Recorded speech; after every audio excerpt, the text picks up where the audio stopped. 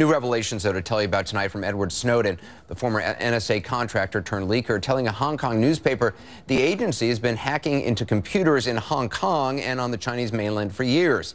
He says the NSA gains access to network backbones, the big data pipes of the internet, so it doesn't have to break into individual machines. He says he'll stay in Hong Kong to fight extradition back to the United States until, in his words, he's asked to leave, telling the paper he has faith in Hong Kong's rule of law. In the meantime, Snowden says he lives in constant fear for his and his family's safety. He says he's neither a hero nor a traitor. Now, last night in this program, New York Republican Congressman Peter King made news not by calling him a traitor, which other colleagues on both sides of the aisle have done, but for something else he said. As far as reporters who helped reveal these programs, do you believe something should happen to them? Do you believe they should be punished as well? Actually, if they willingly knew that this was classified information, I think action should be taken, especially on something of this magnitude. I know that the whole issue of leaks has been gone into over the last month, but I think something on this magnitude, there is an obligation, both moral but also legal, I believe, against a reporter disclosing something which would so severely compromise national security. As a practical matter, I guess there have been, in the past several years, a number of reporters who have been prosecuted under it. So the answer is yes to your question. Now, later today on Fox News, he went even further when he was talking to Megyn Kelly.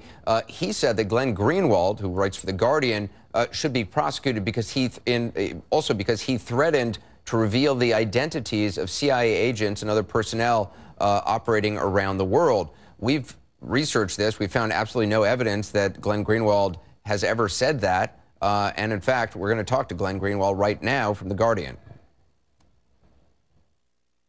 So, Glenn, Congressman King is saying you are threatening to disclose names of CIA agents and officers and other personnel around the world, and says that's a direct attack on America, and that's a reason why you should be prosecuted. I haven't found any quote where you have threatened this, and the congressman's office hasn't responded to our request for proof you actually said this.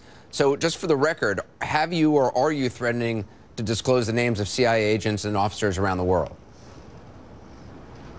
Yeah, the reason you haven't found that, Anderson, is because it doesn't exist. I was really staggered that a United States congressman, the chairman of the House Homeland Security Committee, actually could go on national television and make up an accusation, literally fabricated out of whole cloth, namely that I have threatened to uncover the names of covert CIA agents, as a way of arguing for my arrest and prosecution inside the United States for the crime of doing journalism. I mean, it's bad enough to call for that. It's extraordinarily menacing that he did so based on a complete falsehood. The idea that I ever threatened that. I did not, nor would I ever.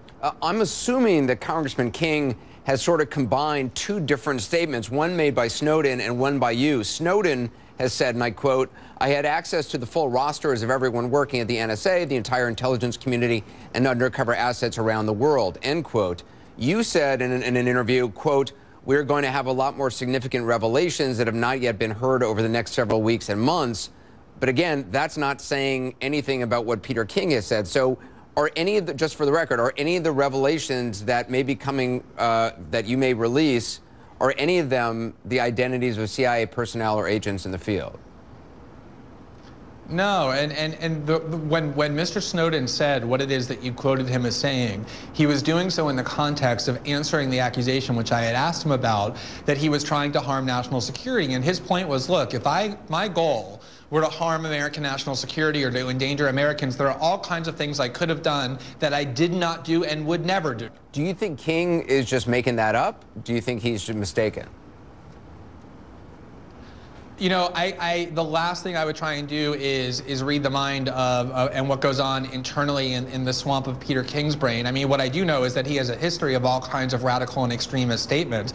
He himself was a supporter of terrorism for several decades when it was done by the IRA. So I don't know if he just simply decided to completely make that up or if he hallucinated or what. But what I do know is that the claims that he made on national television about me were utterly and completely false, and they were were very serious charges that I think he ought to be held accountable for.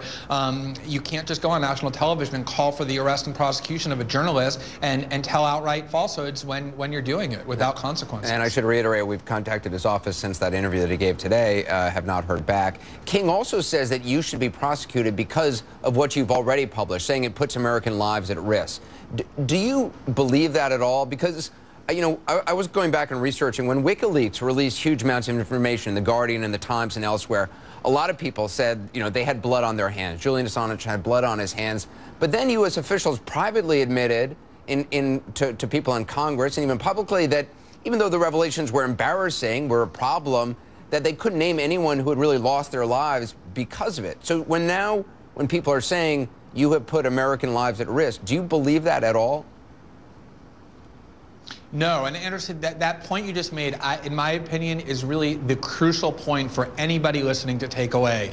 Every single time the American government has things that they've done in secret exposed or revealed to the world and they're embarrassed by it, the tactic that they use is to try and scare people into believing that they have to overlook what they've done. They have to trust American officials to exercise power in the dark lest they be attacked, that their security and safety depend upon placing this value in political officials. And I really think it's the supreme obligation of every journalist and every citizen when they hear an American official say, this story about us jeopardizes national security, to demand specifics, to ask what exactly it is that has jeopardized national security. Because if you look at the stories that we reported, we were very careful to never disclose anything that could even conceivably harm national security. The flip side of that is, I mean, what do you say to those who say, look, the government does need to be able to act in secret at certain times, that there are legitimate reasons, there are people who want to attack this country?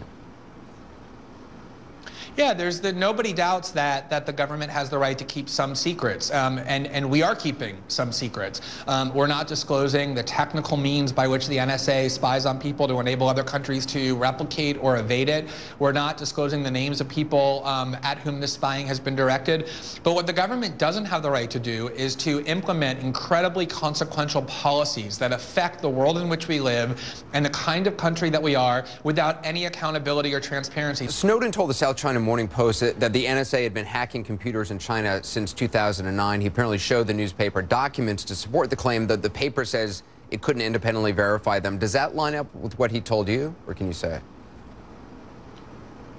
Yeah, he was very clear about the fact that as the U.S. goes around the world threatening and warning people about the dangers of cyber attacks, that the U.S. is actually one of the most prolific, if not the most prolific, perpetrators of offensive cyber warfare. We published the presidential directive signed in October that lays forth a very aggressive policy of when the U.S. will use offensive cyber attacks. It's particularly notable because it's China that the U.S. has directed those accusations at most, and yet the U.S., according to these documents and according to Snowden, is very active in hacking into Chinese research facilities, university, businesses, and ones in Hong Kong as well. Glenn Greenwald, I appreciate talking to you. Thank you.